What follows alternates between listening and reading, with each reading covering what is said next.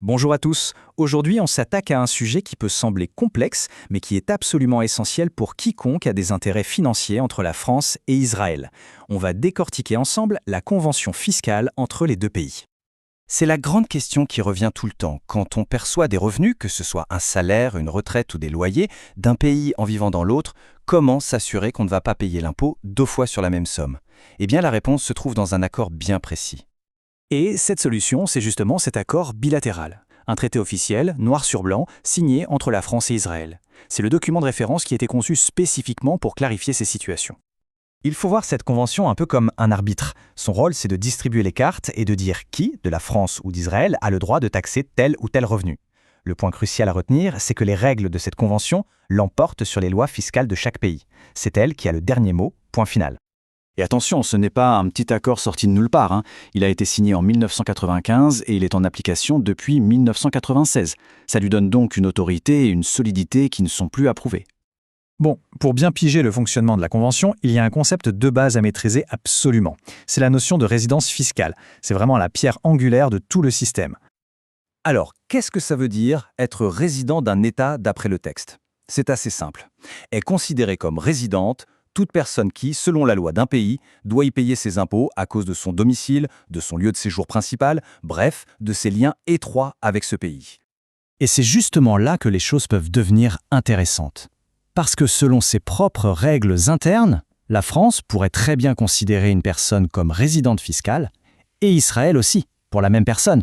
C'est ce qu'on appelle un conflit de résidence. Et le rôle numéro 1 de la Convention, c'est de trancher ce conflit. Allez, maintenant qu'on a les bases, on plonge dans le concret. On va passer en revue les types de revenus les plus courants pour voir ce que la Convention dit pour chacun d'eux. On commence par un grand classique, les revenus immobiliers. On parle ici des loyers perçus pour la location d'un appartement ou d'une maison, par exemple. Pour le coup, la règle est limpide. Si le bien immobilier se trouve en France, les revenus qu'il génère sont imposables en France, et uniquement en France. Peu importe où le propriétaire réside, c'est la situation géographique du bien qui décide de tout. Deuxième cas de figure, les salaires, tout ce qui est rémunération issue d'un emploi. Alors là, le principe de base, c'est que le salaire est taxé dans le pays de résidence. Mais, et c'est une exception de taille, si le travail est physiquement exercé dans l'autre pays, c'est cet autre pays qui a le droit d'imposer. En clair, l'impôt suit le lieu où le travail est réellement effectué. Et pour les chefs d'entreprise et les indépendants, comment sont traités les bénéfices d'une société? En général, les profits d'une entreprise sont imposés là où elle est enregistrée, sauf si cette entreprise a ce que la Convention appelle un établissement stable dans l'autre pays. Un établissement stable, ça peut être un bureau, une succursale, une usine. Si c'est le cas, alors les bénéfices générés par cette structure locale seront taxés dans ce pays-là. On aborde maintenant un sujet qui touche beaucoup de monde, surtout au moment de la retraite, les pensions.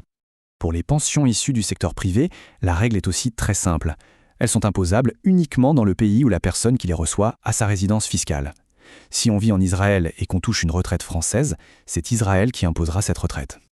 Regroupons maintenant ce qu'on appelle les revenus du capital. Les dividendes d'actions, les intérêts de placement financier ou encore les redevances pour des droits d'auteur. Ici, le mécanisme est un peu différent. On parle d'un droit d'imposition partagé. Le pays de résidence a bien le droit d'imposer ses revenus, mais le pays d'où ils proviennent, ce qu'on appelle l'état de la source, peut aussi prélever un impôt, mais attention, un impôt dont le taux est plafonné par la Convention. Et ce plafond est très clair, notamment pour les intérêts et les redevances. L'État de la source n'a pas le droit de prendre plus de 10%. C'est une barrière pour protéger le contribuable d'une imposition trop lourde à la source. Finalement, ce tableau, c'est un excellent résumé visuel de tout ce qu'on vient de dire. Pour l'immobilier, on regarde où est le bien. Pour les salaires, on regarde où est exercée l'activité. Et pour les pensions, c'est le lieu de résidence qui compte. C'est un aide-mémoire vraiment pratique. D'accord, on sait maintenant qui a le droit d'imposer quoi. Mais la question à 1 million reste comment, concrètement, est-ce qu'on s'assure qu'un revenu ne sera pas taxé une deuxième fois quand les deux pays ont un droit de regard? Et là, on touche au cœur du réacteur. Il faut bien comprendre que les deux pays n'utilisent pas la même méthode. Pour un résident de France, la méthode, c'est le crédit d'impôt. L'impôt payé en Israël vient directement réduire l'impôt à payer en France. Pour un résident d'Israël, c'est une déduction. L'impôt payé en France est déduit des revenus avant de calculer l'impôt israélien. Ce sont deux logiques différentes, mais qui visent le même objectif, éliminer la double imposition. Et voilà, on arrive au bout de cette explication. On voit que cette convention est un outil puissant, mais qui a ses subtilités.